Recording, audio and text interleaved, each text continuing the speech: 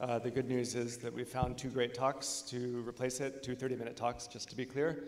The first of which is with George Tarnovsky here. He was with us last in 2017, speaking about reversing using X-rays, and it sounds like today's talk is going to be an expansion on that. Okay, hey, good morning, everybody. Everybody wide awake? Wow, tough crowd. Okay, hey, good morning. So my talk is on reverse engineering using X-rays. This is not software. This is an X-ray machine. So bear with me. I've given this talk before, but there's some new slides, and the presentation is going to be a little bit different. So just bear with me. A lot of it in the beginning is elementary. Everybody's familiar with circuit board construction. Have you had an opportunity to? Does anybody not have an opportunity to assemble or disassemble a circuit board? Wow. All right then. Well, let's get going. Okay, so circuit boards, as you know, come in various sizes and shapes and so on. The complexity isn't evident from the outside view simply because you really can't tell how many layers are there or what's going on, right? So, in this particular paper is based on a Glenbrook Technologies Jewelbox 90 X-ray machine. The slide to your left is the actual X-ray machine with the stage showing where the circuit board is. To the right, this is the stage, and the circuit board is placed in there. And this area right here is what's being observed. The machine's quite an impressive machine. It's a live view, not like your dental X-ray. This was me before I used the X-ray machine. So a long time before. No, actually, this is back in 1980, and that. Anybody familiar with an ADM3? Oh, another old guy. All right. This was that's an 8-inch drive back there, and that was a CPM-based computer we were building for analytical purposes. Anyway, enough of that. So circuit board construction. Circuit boards come in various shapes and sizes, as I mentioned, and outwardly you can't really tell the complexity. What we have here is an illustration of a two-layer, on the left, a simple two-layer board, where you could actually reverse engineer this very simply by holding it up to a light.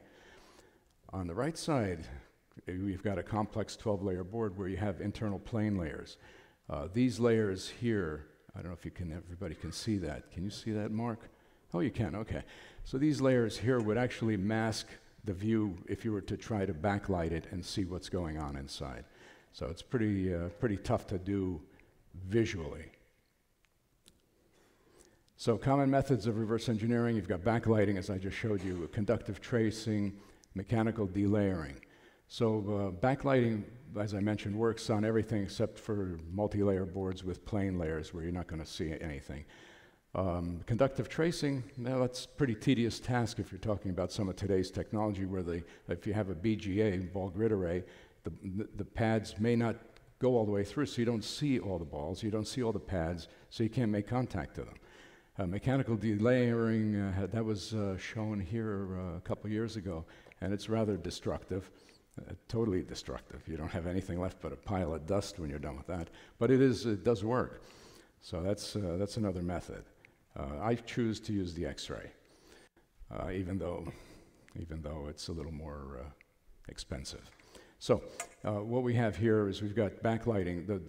This illustration on top is a simple two-layer board, and you can see where you could pretty much get through that and determine where everything's connected and reverse engineer that, right? The other two at the bottom, the only thing you can see are the vias, because these are plane layers that cover the entire board for distributing ground and power. So obviously, you're not going to be able to see anything internally. So that's not going to work for you. So here's a Spartan BGA. So in a ball grid array configuration, you can see that the contacts are made here using these spheres or balls. This is a jar of them for replacement. So in this particular case, when it's placed on a board, you're not going to see anything besides possibly just the edge of the device with regard to connections, maybe. Internally, anything within the inside, you're not going to see using just your visual aids. We have here a decapsulated device, compliments of Chris Tarnovsky. Anybody ever hear of him? I didn't think so. Okay, and then this is the same device, but using an X-ray. And the X-ray had to be stitched together. Excuse the poor stitching job, but you get the idea. So X-rays, you see right through the silicon. You don't see any of the features that you see using a microscope. So two different purposes, but both work, they complement each other. So X-rays, almost everything can be revealed. There's hardly anything you can hide. And I'll show you some of the methods of obscuring the view from people, or so they thought. So here's a typical view of a BGA, and what you're seeing here is you're seeing the spheres, the balls of the BGA. You're seeing the via of the circuit board, and then you're seeing the via on the BGA board. And then, of course, the internal bond wires that are making connections to the die, which is edged right here. So is that clear to everybody? All right, I thought so. So moving right along. So this angular view I'm going to skip, but you can see what happens. So here's on the slide to your left, you've got a direct view of a circuit board. If you look at these traces, you're really not going to be able to, it's very difficult to tell where they're going, what layer are they on. But if you have an angular view, as you do on the right side, you can see now there's separation here. You can actually trace out what layer they're going on, and you can see here and here where they step down. This is, for instance, this is on the second layer, this is on the bottom layer, and I think this is on the third layer. So you can get an idea of where they are while you're tracing through. Okay, so here's an example of a geometric zoom. Geometric zoom as compared to an optical zoom. Optical zoom, you have signal-to-noise degradation. With the geometric zoom, oh, it's not working. Uh-oh. Maybe you're not going to see it. Oh, no. Bear with me for a minute. I can't get the slide to go. This is not a good thing.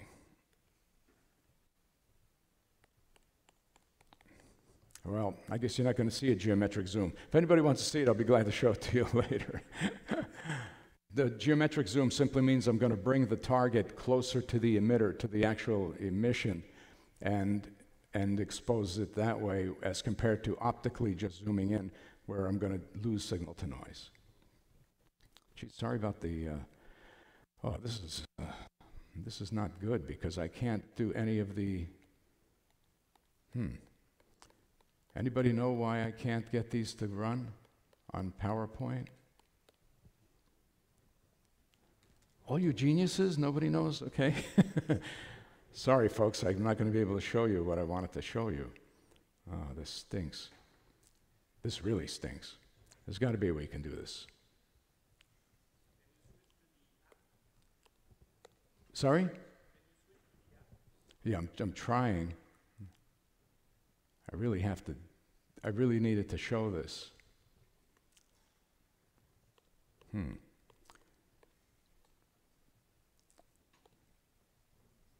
Alex, you know everything.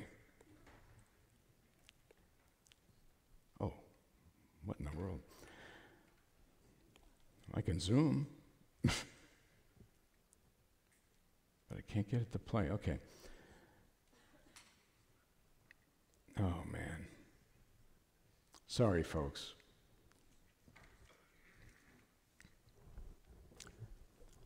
So this is a live slide. It's a video. Okay, this is a video. Sorry. No, it's okay, please. If you want to go back.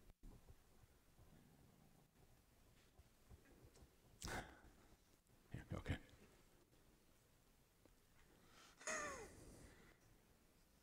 You want to exit presenter, add presenter. Okay.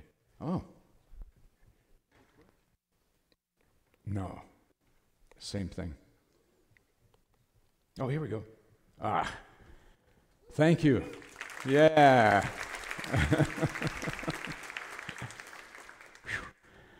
Got out of that one.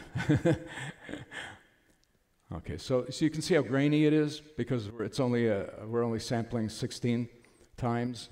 Now, once we get to the final, now we're going to sample 256 times. You can see the signal to noise is improved, and there you are. You can see the bond wires clearly. You can see that that looks like there's a disconnect. Looks like there's a disconnect, but it's not. They're actually bonded to these buses. That's why they're there. But you can clearly see it, which is pretty unique. So I'm going to do this. Here we go. Okay, so we're going to do a trace, and this would be a typical trace. And this is a little more time consuming. That's why I wanted to do this one because it'll give you an idea. We're going to trace this trace. Here we go again. What did you hit the view to make it go? I can't get that to come back.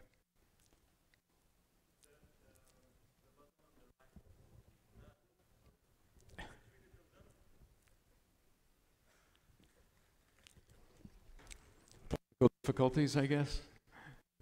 There's no button. Oh, presenter view.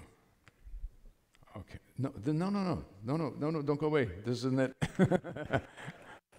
No, see, this is just going through all the slides. I want to be able to, it was expanded, fully expanded. We were able to do it. You want to play again the video? Yeah.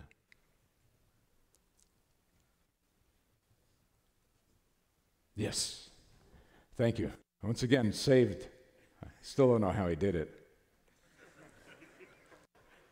Okay, so we're going to trace that guy out. Okay, so watch. So this is typical. This is what we would do. So the X-ray is looking at a live view. So the X-ray's on. We're running around. We're looking. We're following the trace. Everybody has the idea, right? It's this guy right here, by the way. Let me get that off of there.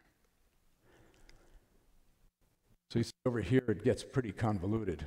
So you can't really tell. So you got to stop. You've got to zoom. And this would be typical if you're going through tracing a trace to see where things are going for whatever reason.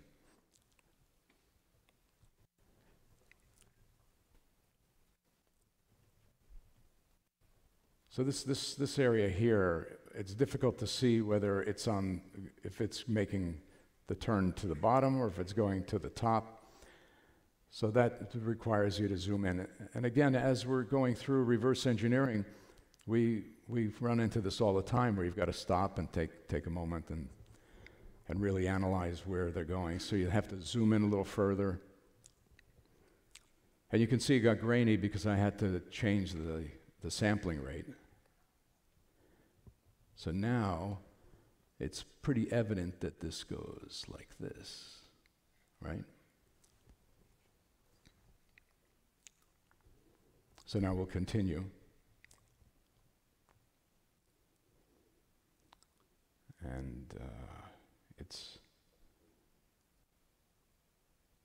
so you can see the bond wires in the BGA. You can see the edge of the die right here and the bond wires. So you're seeing through all of that. We're still tracing. But anyway, this is our final point. That's where we were going. So that would be typical and what we do using the X-ray. Okay, so here's another BGA. Okay, so it becomes cumbersome to actually work with the BGA because not all the connect. If you look at this particular illustration on the left, you notice that not all the BGAs go to a via, any of these vias. So obviously, this one here makes contact to that, so you're able to touch that BGA, that ball. This one here goes directly out, so you wouldn't be able to even detect where it was going. So that's problematic. But in any event, we got through it and we found where it was, and that was a typical job. So here's a situation where this board, this area in yellow right here, is what we'll be looking at. And you can see from the top side, they actually have a plane layer on the top, so you can hardly see anything. Well, you can't see anything besides a few traces where they have another layer. So The picture to the right shows you that it's very, very complicated. There's a lot going on there, but all of that is inside, and it's done purposely so that you can't trace it. Here's some methods of obscuring that really don't do anything with X-ray. Can obviously get around that. So the picture on the top left is it's been covered with epoxy to obscure the design. And using X-ray, we were able to get through, do a reverse engineer, figure out which processor was there, and replicate it and take corrective measures. The picture on the bottom was somewhat of a scam, where you can see the picture to the bottom right is an obvious footprint of a smart card. That was embedded in that epoxy on that board, and that was easily detected with X-ray. The other thing is obscuring it with lead. This was something new that happened where they put a layer of epoxy down, put a sheet of lead in, put more epoxy on top, and tried to obscure the design. And here you can still see through it. It's a little more difficult to see, but you can see and detect it. Also, if you have lead between two pieces of epoxy, you can rip it apart and take it out easily, which we did. This is a rad-hardened device, and you can see through it on the left. You can see the picture. You can clearly see through it. On the right, it gives you an idea of what the device looks like compared to the PC board that it's mounted on. So this is the rad-hardened device here. And it's very difficult even to see that without zooming into it because of the contrast variation. Okay, so failure analysis. That's another reason to have an X-ray machine, right? So in this particular, the picture to the left, it's missing a sphere. So that had to be removed, reballed, replaced. The picture in the center, you can see the shorts. These shorts wouldn't be evident until you power it up. So if you're lucky, there's no smoke. If you're not so lucky, well, that's going to be costly. This picture in the upper right is it's a real problem. So you've got 3 shorts here, you've got 4 shorts here. I mean, this is a mess. In any event, the X-ray, before you power it up and destroy the circuit, or some of the BGAs, we've got BGAs we paid tens of thousands of dollars for. You plug it in and destroy it, it's very painful. So consequently, the X-ray helps you to ensure that everything is correct. Okay, so this is a little problem I'm going to walk you through that we actually had to do. So we've got the Xilinx FPGA. It's placed on this board. All the vias, every ball is provided at a via, so you can hit any signal you think. So I tried to connect it, and I had no JTAG. JTAG response was nothing. There was nothing there. So obviously it wasn't communicating. So the TDI pin, which is this one, was not connected to that via. So consequently, what do? What do? The board was defective, but I needed to get the information out of the device. So I took a pin vise with the X-ray, with the help of the X-ray, I knew where it was. I took a pin vise and I drilled a hole, touched the ball, gently, of course. That's why I used it by hand, not by a mechanical means like a drill. I'd be through the device. Then I took a pin here, connected to the TDIO, and then made contact to it, and the result was it found the device. And we were able to dump it and get the data that we wanted out of it. And that's it. Any questions? Okay, thank you. We have a question over here. Somebody had their hand up. Oh, there's a question. There's a question here. Okay.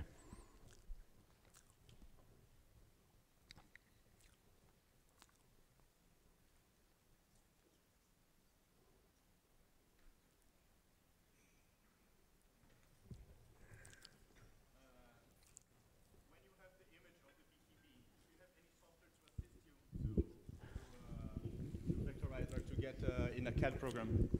Yeah, so the software that's provided with the company allows you to, for instance, reverse image. There are things you can do with the image to help you get better clarity. That's about it. But there's no failure analysis, with the exception of sizes. You can measure sizes. It's a little clumsy. You can measure gap. You can measure space. You know, how much room there is between the balls, for instance, gaps and things like that. Okay. And wait, is it working? Okay. Is there a way to transform the image to a CAD software so that you can work on the circuit diagram again, or do you have to manually do it? No, manually. This machine is this is a reasonably inexpensive machine. You're talking about between $60,000 and $90,000. So okay. It's not, you know, it's not that sophisticated. It just gets this job done, and okay. That's basically. It's really for failure analysis, for quality control. You know, we didn't spend $250,000, $500,000 on a machine. Okay, thank you. Okay. There's a. Hi, thanks Hello. for the talk. Thank you. Could you elaborate more on like the optical zoom? Is it done using lenses? Yes, using exactly. lenses? Yeah. So the optical, what it is you have a plate that's illuminated by the X-ray on the bottom side. So you have a 90-degree mirror and a regular camera. So the camera has a zoom lens on it, and that's how they zoom. Not the geometric zoom, optical zoom. Yeah. So bend the X-ray light or the? No, at that point it's visual. Mm. Yeah, no, the X-ray stops at it actually energizes that platen. And the machine is good to 5 microns. So it's reasonably good quality, you know, with regard to resolution. But now we're finding that even that's becoming challenging with today's technology. So, Thanks. Yeah. Any other questions? Yes, we have one over there. Yeah, I saw failure analysis as like one of the uses. Are there other contexts to do this work in? Are there other what? Contexts to do this work in? Sure. Yeah. Well, just in general, verification of placement, like I mentioned BGAs. It's very easy.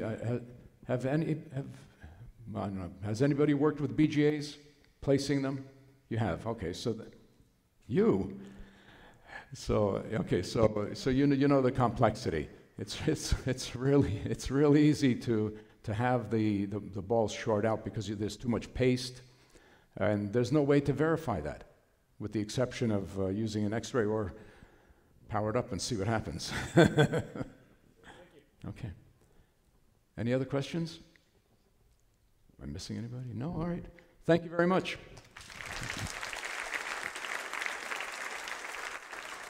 Ah.